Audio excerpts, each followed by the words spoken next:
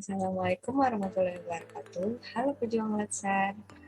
Kembali lagi dengan saya Putri Farah Efril dan Matondang, peserta Latsar CPNS Kemhan Gelombang 5. Pada kesempatan kali ini, saya akan membahas tentang manajemen ASN, pelayanan publik, dan whole of government. Manajemen ASN. Manajemen ASN merupakan fondasi utama dalam mengatur ASN agar menjadi pelayan publik yang berintegritas, profesional, netral, bebas dari intervensi politik, dan KKN. Pegawai ASN terbagi menjadi dua berdasarkan jenisnya, yaitu PNS atau pegawai negeri sipil dan pegawai pemerintah dengan perjanjian kerja atau yang disingkat dengan P3K, dengan tugas dan fungsinya yang sama.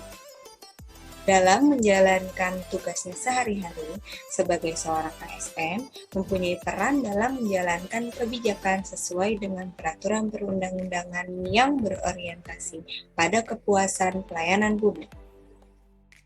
Lalu memberikan pelayanan yang profesional dan berkualitas dalam rangka pemenuhan kebutuhan publik serta mempererat persatuan dan kesatuan Negara Kesatuan Republik Indonesia berdasarkan tujuan nasional yang tertuang pada Pancasila dan Undang-Undang Dasar 1945. Untuk menjalankan tugasnya, baik PNS dan P3K mempunyai hak dan kewajiban, di antaranya gaji, tunjangan, fasilitas, cuti, perlindungan, pengembangan kompetensi, dan jaminan pensiun. Akan tetapi, P3K sesuai dengan peraturan perundang-undangan yang berlaku tidak mendapatkan jaminan pensiun. Selanjutnya dalam pengelolaan SDM diatur oleh sebuah sistem. Sistem tersebut yakni sistem merit.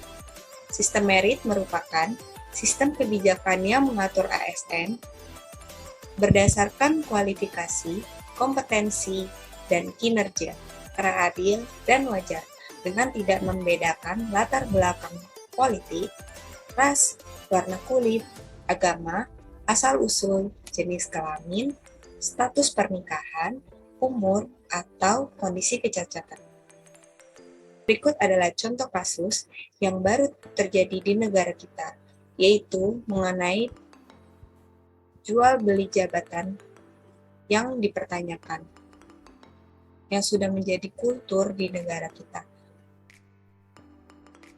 Dalam berita tersebut, KPK ikut turun tangan untuk menindaklanjuti permasalahan manajemen ASN yang melenceng dari fungsinya, yaitu korupsi.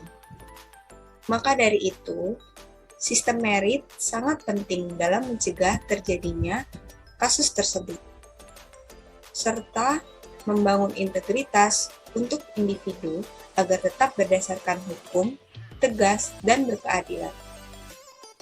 Selanjutnya, pelayanan publik.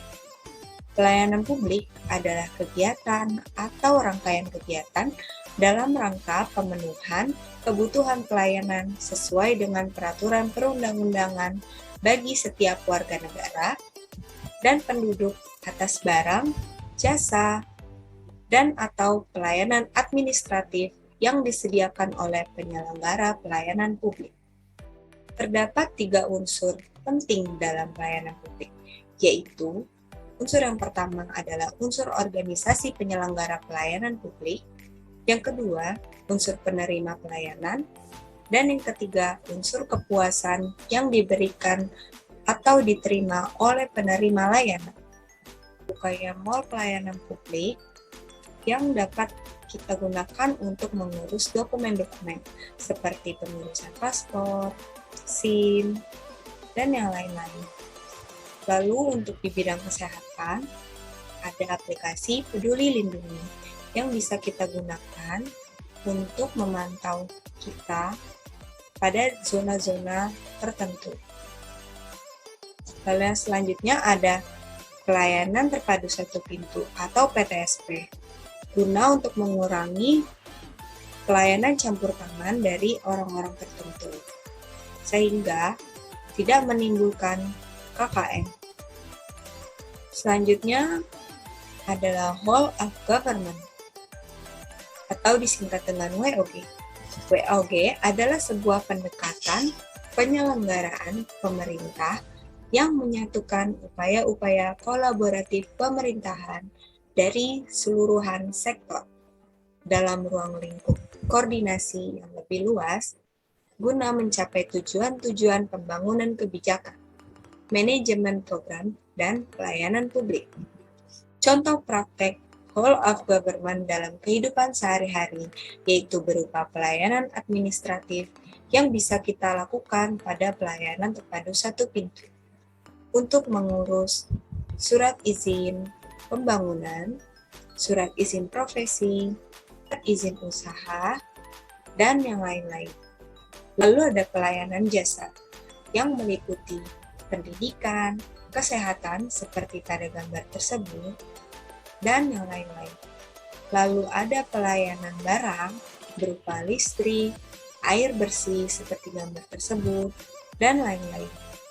Lalu untuk pelayanan regulatif, terdapat penegakan hukum. Itulah penjelasan yang dapat saya sampaikan. Semoga kita dapat memahami dan menerapkan dalam kehidupan kita sehari-hari, agar menjadi seorang ASN yang berintegritas dan mampu memberikan pelayanan yang terbaik. Terima kasih.